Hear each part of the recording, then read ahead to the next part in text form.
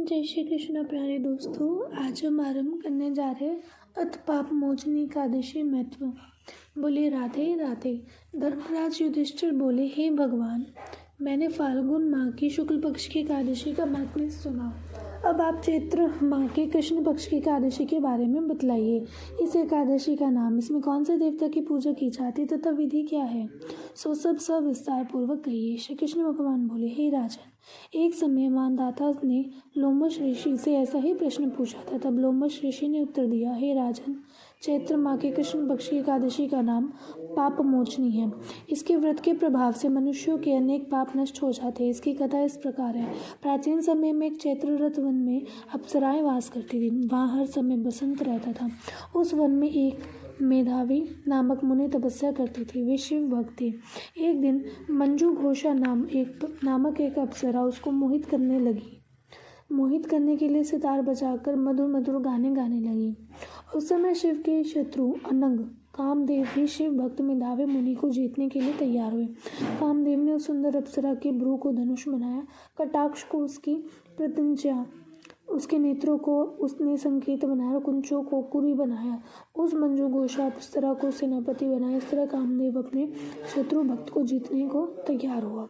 इस समय मेधावी मुनि भी युवा तथा रुष्ट-पुष्ट थे। उन्होंने यज्ञोपवीत तथा दंड धारण कर रखा था। उस मुनि को देखकर मंजू घोषा ने धीरे धीरे मधुर वाणी से वीणा पर गाना शुरू किया। मेधावी मुनि भी मंजू घोषा के मधुर गान पर तथा उसके सौंदर्य पर मोहित हो गए।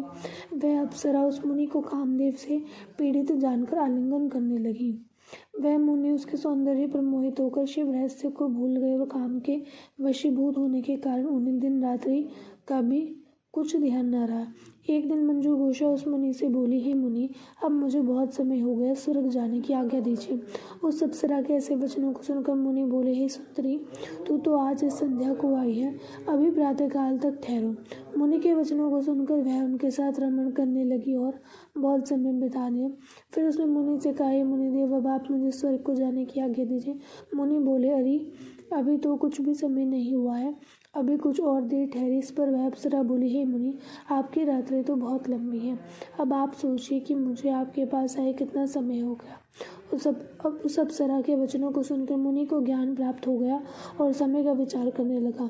जब रमण करने का समय का प्रमाण साल, माह और दिन ज्ञात हुआ तो उस अप्सरा को काल का रूप समझने लगे। वह महान क्रोधित हुए और तप नाश करने वाले अप्सरा की तरफ देखने लगी। उनके अधर कांपने लगे, इंद्रियां व्याकुल होने लगी। वह मुनि उस अप्सरा से बोले, हे दुष्ट, मेरे तप को नष्ट करने वाली, तू अब मेरे श्राप से पिशाचिनी हो जा।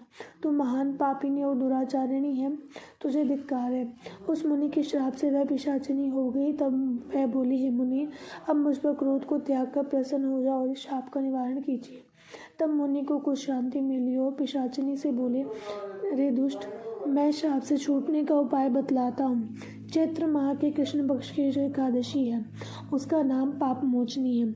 उस एकादशी का व्रत करने से तेरी पिशाचिनी की देह छूट जाएगी। इस प्रकार मुनि ने उसको समस्त विधि आदि बतलाती और अपने पिता च्यवन ऋषि के पास गए। च्यवन ऋषि अपने पुत्र को देखकर बोले, रे पुत्र, तूने यह क्या किया, तेरे समस्त तप नष्ट हो गए। मेधावी बोले, हे पिताजी, मैंने बहुत बड़ा पाप किया, आप उसके छूटने का कोई उपाय बतलाइए। च्यवन ऋषि बोले, हे तात, तुम चैत्र माह के कृष्ण पक्ष को पाप मोचनी नाम की एकादशी का विधि तथा भक्ति पूर्वक व्रत करो। वचनों को सुनकर मेधावी ऋषि ने पाप मोचनी एकादशी का विधि पूर्वक उपवास किया। उसके प्रभाव से इनके समस्त पाप नष्ट हो गए। मंजू घोषा अप्सरा भी पाप मोचनी एकादशी का व्रत करने से पिशाचिनी की देह से छूट गई और सुंदर रूप धारण करके स्वर्ग लोक को चली गई। लोमश बोले, हे राजन, इस पाप मोचनी एकादशी के प्रभाव से सब पाप नष्ट हो जाते हैं।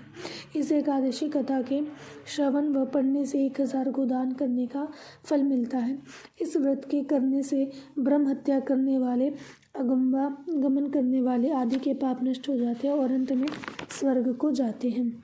बोलिए राधे राधे।